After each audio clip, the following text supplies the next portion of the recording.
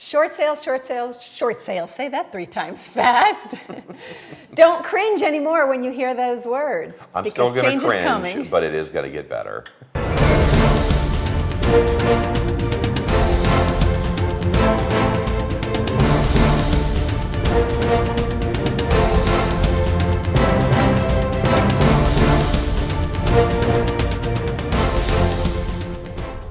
Good morning. My name is Ron Morse. This is Moving Forward TV, my local real estate and mortgage update. Mine too. And I am Delynn Gaston. Welcome to the show. First day with the new set. Tell us what you think. We like it. Anyway, on to the meat of our show. We are going to be talking about short sales today. And yes, we don't have to cringe when we say that anymore, because on the bright side, Fannie Mae and Freddie Mac have both decided that this has been taking way too long to get these done. Surprise, surprise. We all didn't know that already. And they have mandated that all short sales as of June 15th forward have to be done within 60 days. Here's some of the breakdown of what has to be done. The timeline. The timeline. Hey, effective June 15th, these new guidelines come into play.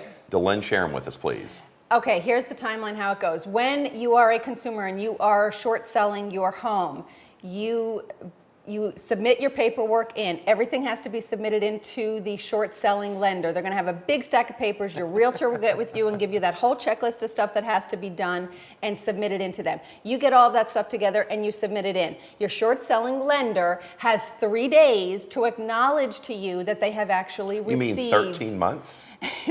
3 days. Wow. To actually acknowledge to you that they've received everything that they need. They have to respond back to you within 5 days if anything was missing. So heads up on that. When they do respond back to you, actually have to know this is where the clock stops and the ball is back in your court. If they respond and say even the 5th page of the third bank statement is missing, you have to get that to them and get that to them right away, because if you don't, everything stops and the whole 30-day thing is out the window. So you have to get that stuff back to them right away. As soon as you get that stuff back into them, they have between that 5 days. So the clock starts again. And 30 days, the clock starts again, and they have 30 days to make their decision on this. They are allowed a 30-day extension, so to speak. So a total of 60 days. They have 30 days to make the decision. However, sometimes BPOs and things like that, which is the appraised value of the house, for lack of a better word, then those things can maybe extend it a little bit, up to 60 days, but within 60 days, all of that's going to be done. So 30 to 60 days from the time the consumer gets the additional paperwork, if necessary, back to them, the decision has to be made. Has to be made. In reference to short sales, the final numbers just came out for 2011, how well the lenders did as far as completing their delinquencies to short sales. Surprise, surprise, the first lender is Chase. Chase actually completed 61% of their delinquent mortgages of the short sales, followed by Bank of America at 52%, Ally Financial and Wells Fargo both came in at 41%, Litton Loan Servicing is at 43%, IndyMac at 39%, and Ocwen at 25%.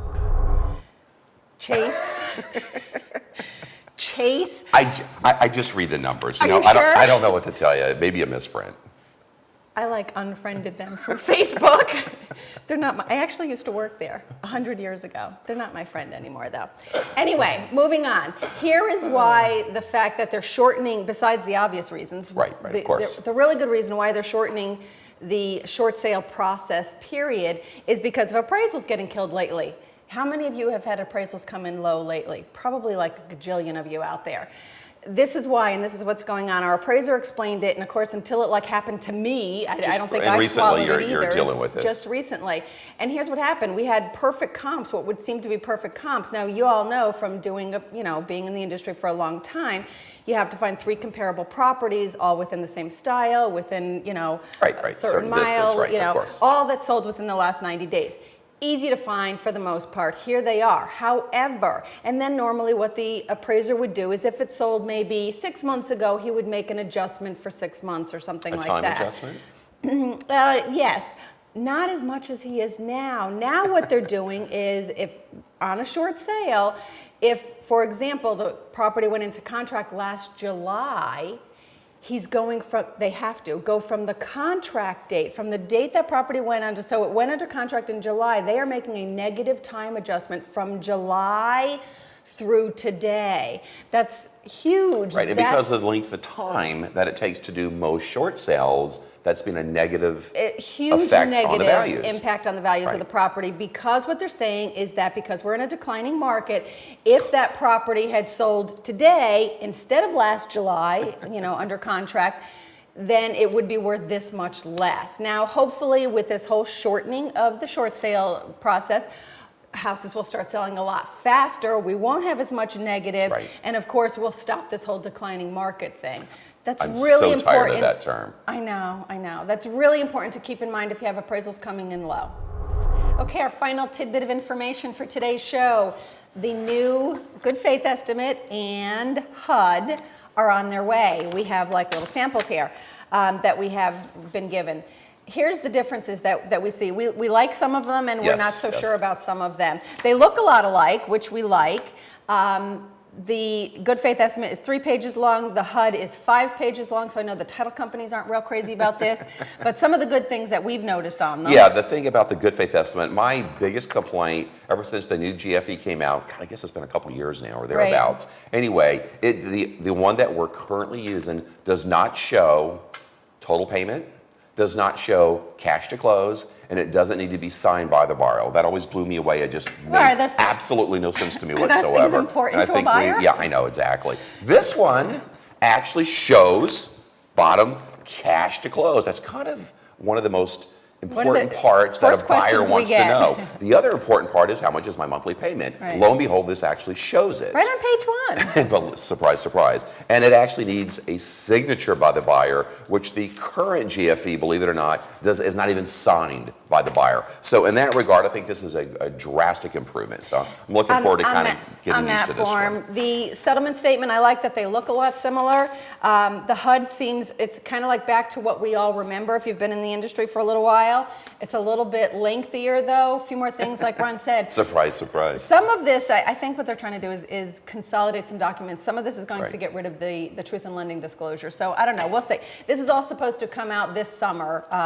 We'll let you know more dates when we were advised of that, but right now, this summer, these new documents are going to come out, so be prepared for that.